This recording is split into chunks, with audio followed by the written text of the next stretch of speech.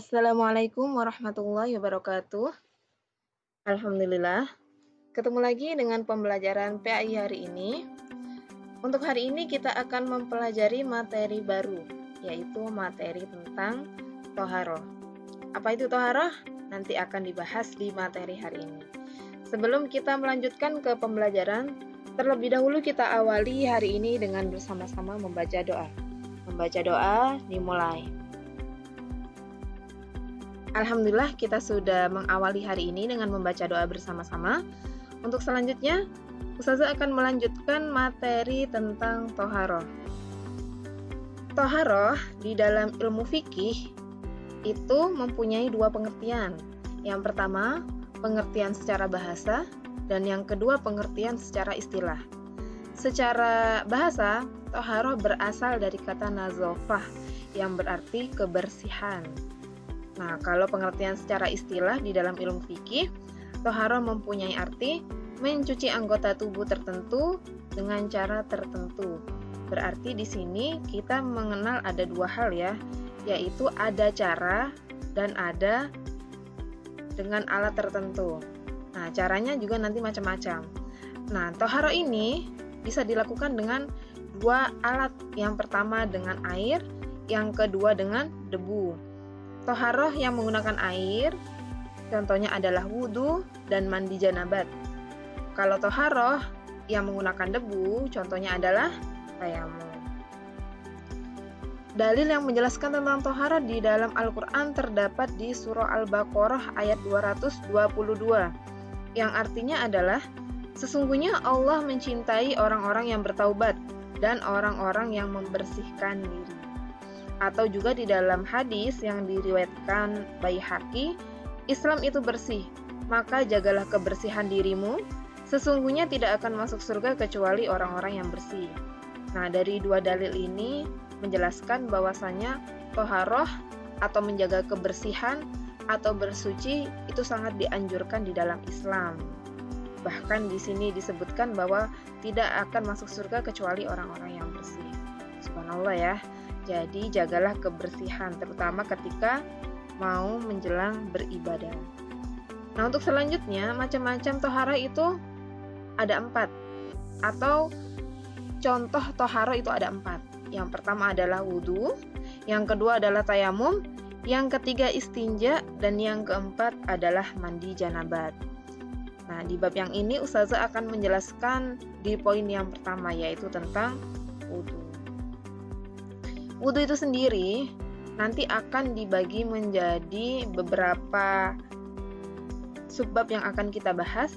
Kita akan membahas tentang pengertian wudhu, tentang dalilnya, hukum wudhu, keutamaan berwudhu, syarat-syarat wudhu, fardu wudhu, sunnah wudhu, hal yang makruh dilakukan ketika berwudhu, hal yang membatalkan wudhu itu sendiri, dan bagaimana tata caranya berwudhu.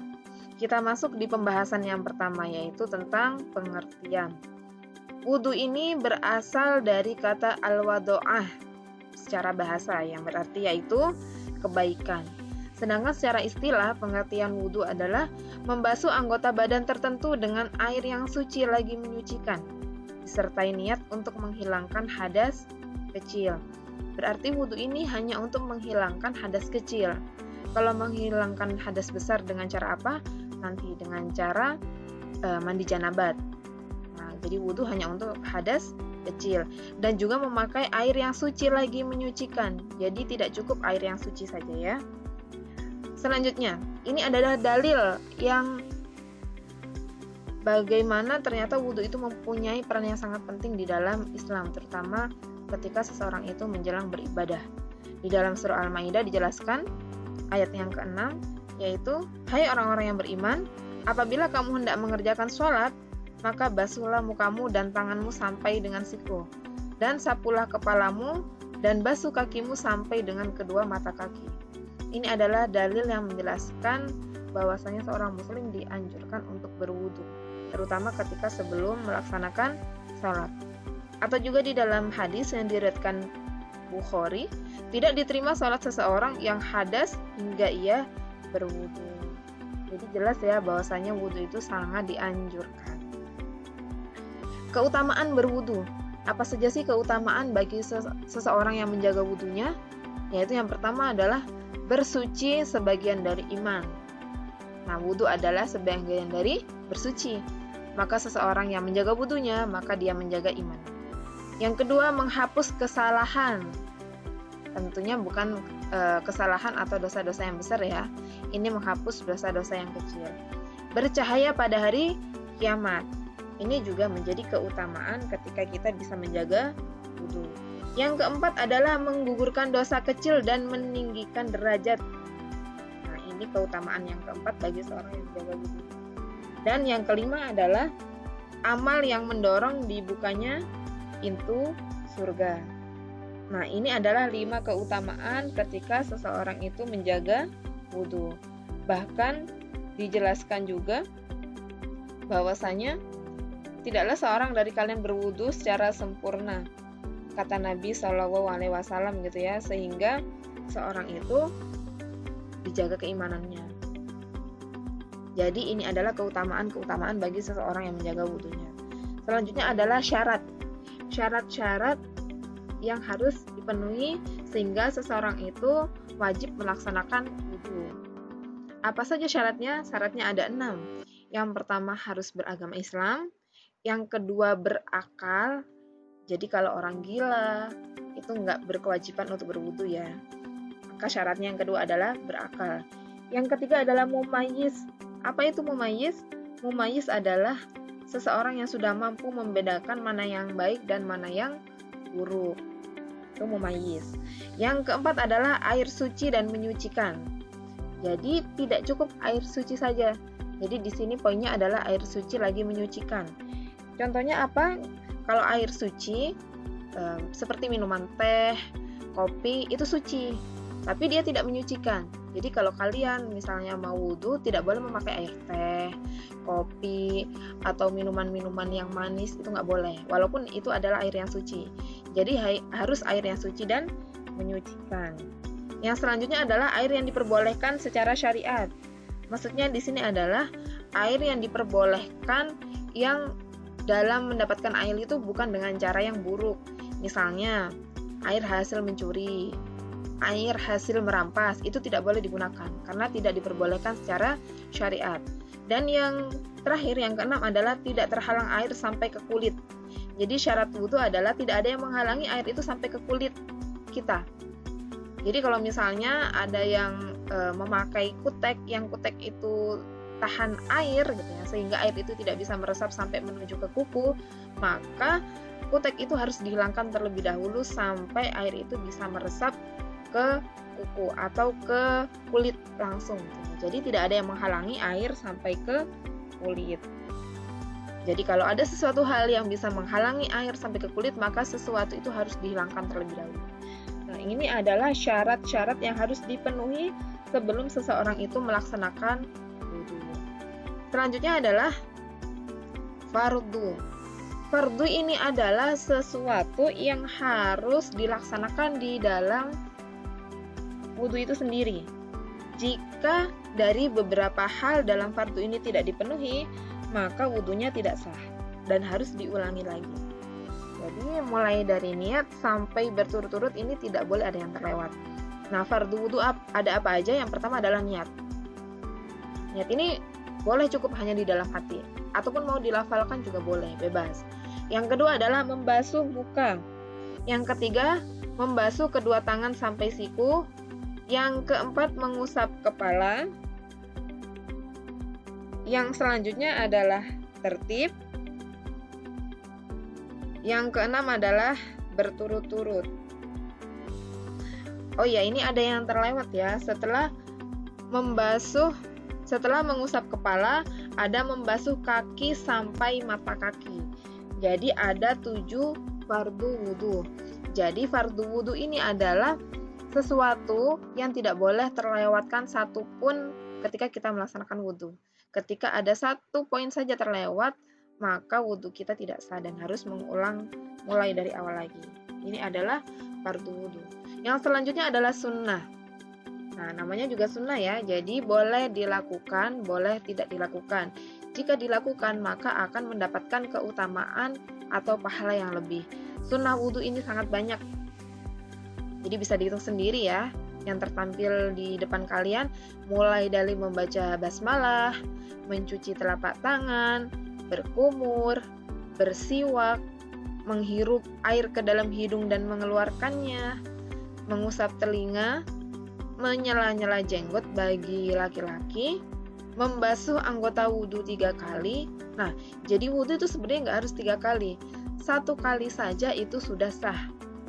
Namun sunnahnya adalah membasuh sampai 3 kali. Menyela-nyela jari 2 tangan dan kaki, mendahulukan anggota sebelah kanan, dan yang terakhir adalah membaca doa sesudah wudhu. Ini adalah beberapa sunnah yang bisa kita lakukan ketika wudhu. Jadi ini tidak wajib hukumnya. Jika dikerjakan, maka akan mendapatkan keutamaan yang lebih. Ini adalah sunnah. Nah, selanjutnya adalah hal yang makruh dilakukan ketika berwudhu. Nah, namanya juga makruh, ya boleh dilakukan, tapi lebih baik tidak dilakukan. Itu akan lebih utama. Yang pertama adalah berlebihan menggunakan air. Jadi nggak boleh boros dalam menggunakan air ketika wudhu. Tepat ya. Karena nanti kalau berlebihan, kalian termasuk menjadi orang yang melaksanakan yang makruh. Yang kedua adalah berwudhu di tempat yang najis. Nggak boleh. Maksudnya ustazah berwudhu di tempat yang najis, misalnya kita berwudhu di dalam toilet yang toilet itu kita tidak bisa menjamin bahwa toilet itu bersih dari najis. Maka kita makruh wudhu di situ. Tapi boleh ustazah, boleh, silahkan. Tapi makruh. Ya. Yang selanjutnya adalah meninggalkan 1 sunnah wudhu atau lebih. Ini makruh. Karena apa? Karena semakin banyak sunnah wudhu yang kita lakukan, maka itu semakin bagus.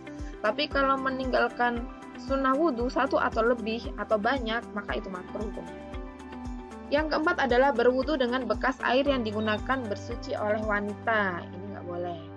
Atau biasanya kita kenal dengan air mustakmal, tapi khusus mustakmal yang dipakai oleh wanita. Yang terakhir adalah membasuh anggota wudhu lebih dari 3 kali. Membasuh 1 kali atau 2 kali boleh. Membasuh 3 kali itu sunnah. Membasuh lebih dari 3 kali adalah makruh. Ya, jadi membasuh anggota wudhu lebih dari 3 kali termasuk makruh dilaksanakan di dalam wudhu. Nah, selanjutnya ini adalah yang membatalkan wudhu. Apa saja yang membatalkan wudhu? Yang pertama adalah menyentuh kemaluan dengan telapak tangan bagian dalam. Ingat ya, telapak tangan ada bagian dalam, ada bagian luar. Nah, ketika kita menyentuh kemaluan dengan telapak tangan bagian dalam, maka wudhu itu batal. Yang kedua adalah tidur nyenyak hingga tidak sadar. Emang ada tidur yang tidak nyenyak ya? Kenapa kok tidur nyenyak itu membatalkan wudhu? Karena ketika kita tidur nyenyak, maka hilang akal kondisinya. Maka ketika kita hilang akal, maka harus memperbarui wudhu lagi. Tuh. Yang ketiga adalah apa saja yang keluar dari kubul dan dubur. Apa saja yang keluar dari kubul dan dubur itu contohnya, misalnya kentut, misalnya buang air kecil, misalnya buang air besar, dan sebagainya. Kemudian yang terakhir adalah hilang kesadaran.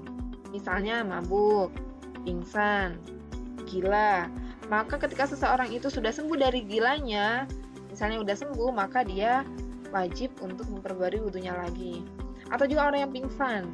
Misalnya ada orang yang mau sholat, tiba-tiba menuju perjalanan masjid, padahal dia sudah wudhu, dalam perjalanan dia pingsan, maka ketika dia bangun, maka dia harus memperbarui wudhunya lagi. Ini adalah beberapa hal yang membatalkan wudhu. Nah, selanjutnya adalah kita akan membahas tentang hukum wudhu. Hukum wudhu itu ada 2. Kenapa 2? Karena hukum awal wudhu itu adalah sunnah, yaitu bagus kita kerjakan, lebih baik kita lakukan, maka kita akan mendapatkan pahala. Itu hukum wudhu. Namun wudhu itu akan menjadi wajib hukumnya ketika wudhu ini dilaksanakan sebelum beberapa ibadah. Nah, ibadah apa saja? Yang pertama adalah sholat. Yang selanjutnya adalah menyentuh mushaf. Yang ketiga adalah tawaf di sekitar Ka'bah. Nah, untuk menyentuh mushaf atau menyentuh Al-Quran, ini ada beberapa pendapat. Pendapat pertama, kita wajib wudhu terlebih dahulu atau wajib dalam keadaan suci sebelum menyentuh mushaf. Nah, pendapat kedua, kita boleh menyentuh mushaf dalam kondisi tidak berwudhu. Jadi silakan kalian mengambil pendapat yang mana. Namun pendapat yang lebih kuat adalah wudhu terlebih dahulu sebelum menyentuh mushaf. Jadi hukum wudhu ada dua ya. Hukum awalnya adalah sunnah, dan kemudian hukum itu menjadi wajib ketika kita mau melaksanakan ibadah yang syaratnya adalah ibadah yang dikerjakan itu harus bersuci terlebih dahulu. Ini adalah hukum wudhu. Nah, selanjutnya adalah tata cara wudhu. Nah, tata caranya ini bisa kalian lihat seperti gambar yang tertera, mulai dari langkah nomor 1 sampai langkah nomor 8. Diawali dengan cuci tangan, itu sunnah wudhu ya. Kemudian yang kedua, berkumur, itu juga masih sunnah wudhu. Yang ketiga, memasukkan air atau menghirup air dan mengeluarkannya, itu termasuk juga sunnah wudhu. Jangan lupa niat. Kemudian yang keempat, membasuh muka. Nah, ini masuk ke rukun wudhu. Yang kelima, mengusap tangan. Yang keenam, membasuh sebagian dari rambut. Yang ketujuh, membasuh telinga. Yang kedelapan, membasuh kaki sampai ke mata kaki.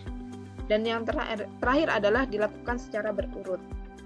Ini adalah tata cara wudhu yang bisa kalian praktekkan setiap hari di rumah, terutama ketika kalian mau melaksanakan ibadah. Jadi, laksanakanlah ibadah kalian, sempurnakanlah ibadah kalian dengan menyempurnakan toharoh atau menyempurnakan wudhu kalian terlebih dahulu. Karena tidak akan sempurna ibadah seseorang sebelum sempurnanya wudhu seseorang. Jadi dicek masing-masing sekarang ya, apakah wudhunya ini sudah benar, apakah wudhunya sudah sesuai dengan syariat, apakah wudhunya sesuai dengan tata cara yang dianjurkan. Maka ketika wudhunya belum sesuai, maka bisa diperbaiki mulai dari sekarang, sesudah kalian memahami materi wudhu dari ustazah hari ini. Nah, ini adalah materi PAI tentang wudhu. Semoga bisa dipahami dan dipraktekkan di rumah masing-masing. Dan semoga kedepannya ketika wudhu kalian bisa sempurna, maka ibadah-ibadah yang kalian lakukan pun bisa sempurna. Jika nanti ada yang masih belum paham atau jika ada yang masih bingung terkait materi wudhu, nanti bisa ditanyakan ke ustazah lagi. Nanti bisa japri ustazah atau bisa hubungi ustazah, nanti akan ustazah jelaskan apa yang kalian tidak pahami. Cukup ini saja untuk materi wudhu. Terima kasih atas waktunya. Jangan lupa pahami materi ini, dan ustazah ucapkan selamat belajar dan selamat untuk menuntut ilmu. Semoga kalian bisa mendapatkan ilmu yang bermanfaat. Saya ucapkan assalamualaikum warahmatullahi wabarakatuh.